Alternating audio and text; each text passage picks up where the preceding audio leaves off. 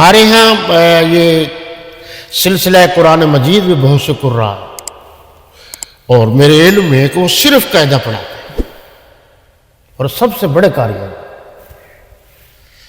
اور اگر آپ کا وہاں جانا ہو حرم شریف میں تو بہت سارے قراء بیٹھے ہوتے ہیں جو صرف قاعدہ ہی پڑھاتے ہیں.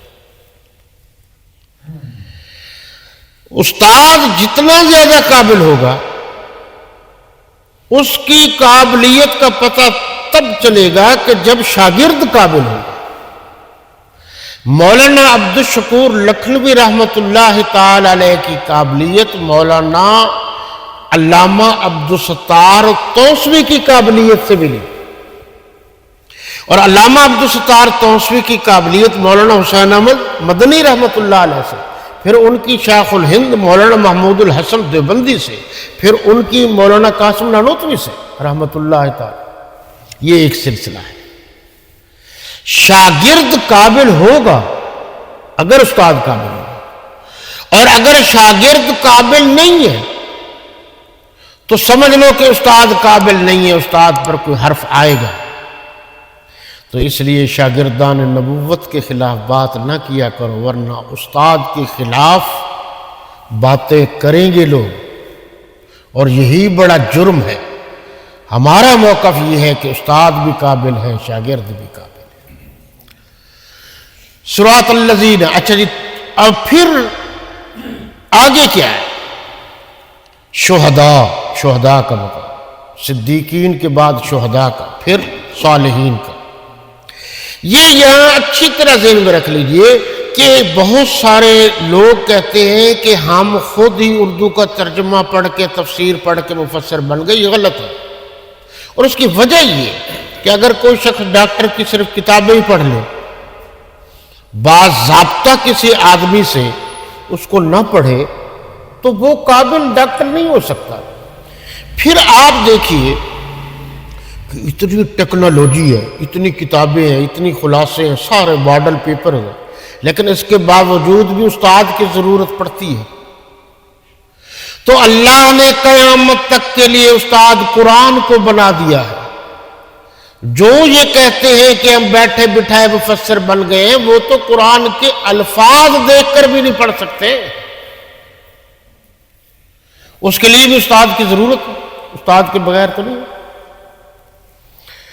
آگے فرمایا صراط الذین انعمت علیہم. یہ انعام یافتہ لوگ ہیں. 4. اور یہاں صالحین کا لفظ بھی بتا رہا ہے. اس سے مراد اہل علم نیک لوگ ہیں.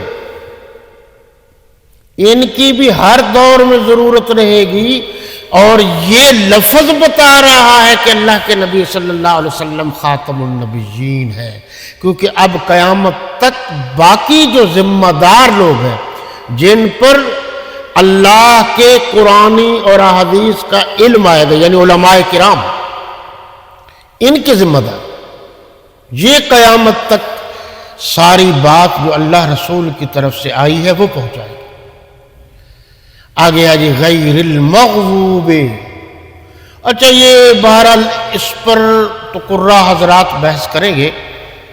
ضاد اور غاد دونوں درست ہیں، البتہ جو سرائکی میں ڈواد ہے یہ غلط ہے، یہ بالکل غلط ہے، اور اس سے علماء اور قراء حضرات منع کرتے ہیں. لیکن مجھے اچھی طرح یاد ہے کہ بچپن میں جو امام صاحب دیہاتوں میں ڈواد نہیں پڑھتا تھا وہ کہتے تو فارغ ہے، تو امامت کے لائق نہیں، حالانکہ اس بیچارے کو پتہ نہیں ہوتا. وہ کون لوگ ہیں جن پر اللہ ناراض ہو؟ ان کے بارے میں صاف لکھا ہے. حضرت عبداللہ ابن عباس رضی اللہ تعالیٰ عنہ کی روایت ہے، یہود و نصارہ، یہودی اہل علم تھے بدبخت. وہ حضرت اس کے باوجود کہ اہل علم تھے، حضرت عزیر علیہ السلام کو خدا مانتے تھے. یہودیوں کے مرد بھی پڑے ہوئے تھے، عورتیں بھی پڑی ہوئی تھیں. حضرت عبداللہ بن سلام رضی اللہ تعالیٰ عنہ فرماتے ہیں کہ میری پھپھو عالمہ تھی، اور وہ مجھے بتاتی رہتی تھی کہ ہماری کتابوں میں یہ لکھا ہے کہ ایک ایسا شخص آئے گا جس کا نورانی چہرہ ہوگا اور وہ آخری نبی ہوگا، اور اگر آپ اس وقت کو پالے تو آپ فوراً ان پر ایمان لے آنا۔ حضرت عبداللہ بن سلام رضی اللہ تعالی عنہ فرماتے ہیں کہ میں نے دیکھا، انہوں نے نشانیاں بھی بتائی میرے پھپھو نے، کہ ان کے سروں پر اور جسم پر سفید لباس ہو، تو میں کھجور کے اوپر چڑھا ہوا تھا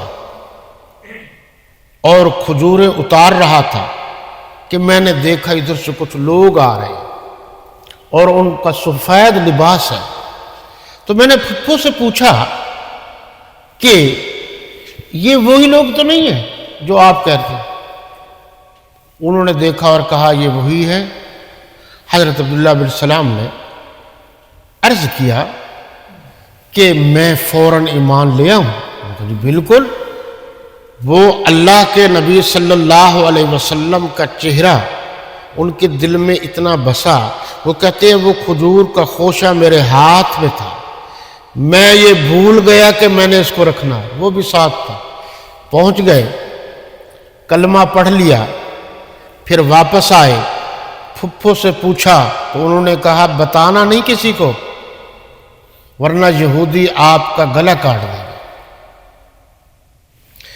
اور ایک اس سے مراد ہے نصارہ، عیسائی۔ عیسائی جو تھے وہ آگے بڑھ گئے تو انہوں نے نبیوں کو قتل کر دیا، اور دوسری صورت ان کی یہ بھی کہ انہوں نے اس پیغمبر کو خدا بنا لیا جو حضرت عیسیٰ علیہ السلام تھے، پھر ان کی ماں کو بھی خدا بنا لیا۔ اور ہمارے مسلمانوں نے تو خوب ماشاءاللہ ان کو 25 دسمبر کو مبارکباد دی ہے۔ وہ کس چیز کی مبارکباد دی ہے؟ وہ تو اس دن حضرت عیسیٰ علیہ السلام کا یوم ولادت مناتے ہیں، اور ولادت کے بھی ان کے بڑے عجیب طریقے ہیں جن میں وہ تثلیث کے قائل ہیں، 3 خداؤں کے قائل ہیں۔ اس لیے ان چیزوں کا آپ نے خیال رکھنا کہ یہ وہ ہیں جن پر اللہ کی ناراضگی ہے، حد سے بڑھ گئے، پیغمبروں کو خدا بنا لیا۔ میں بول رہا ہوں وہ شاید پرانا دور تھا، آج کل تو لوگوں نے عام انسانوں کو بھی خدا بنا رکھا ہے۔ جو خدائی صفات ہیں وہ عام انسان میں ڈھونڈ رہے ہیں۔ جو رکوع اور سجدہ اللہ کو کرنا تھا ہم لوگوں نے وہ اپنے جیسے بندوں کو کرنا شروع کر دیا۔ اور اس سے بڑی دکھ کی بات یہ ہے کہ درختوں کو سجدے کر رہے ہیں، رکوع کر رہے ہیں، اور اس سے آگے دکھ کی بات یہ ہے کہ گھوڑوں کو سجدے کر رہے ہیں، گدھوں کو سجدے کر رہے ہیں، یہاں تک کہ کتوں کے سامنے ہاتھ باندھ کر کھڑے ہیں، مورتیوں کے سامنے ہاتھ باندھ کر کھڑے ہیں۔ تو یہ اللہ کی ناراضگی ہے، خوشی نہیں ہے۔ اللہ کا سچا بندہ وہ ہے جو اللہ رسول کی تعلیمات کی روشنی میں دوسرے بندوں کو وہی سکھاتا ہے جو اللہ رسول کا حکم ہے۔ آگے ہے جی آمین۔ یہ آمین سے مراد تو یہی ہے کہ اے اللہ قبول فرما۔ اللہ اس سے خوش ہوتے ہیں، کیونکہ اللہ کے بغیر تو کوئی دعاؤں کو قبول کرنے والا نہیں ہے۔ مستجاب الدعوات، ٹھیک وہی ہے، اس کی مرضی قبول کرے یا نہ کرے، قبول کرے تب بھی اس کی مہربانی ہے، قبول نہ کرے تب بھی کچھ نہ کچھ وہ مہربانیاں ساتھ عطا کر دیتا ہے۔ اللہ فرماتے ہیں کہ آپ کا کام مانگنا ہی مانگنا ہے، میرا کام دینا ہی دینا ہے۔ باقی انشاءاللہ آئندہ اس وقت تک کے لیے اجازت چاہوں گا۔ اللہ آپ کا، میرا اور تمام مسلمانوں کا حامی و ناصر ہو۔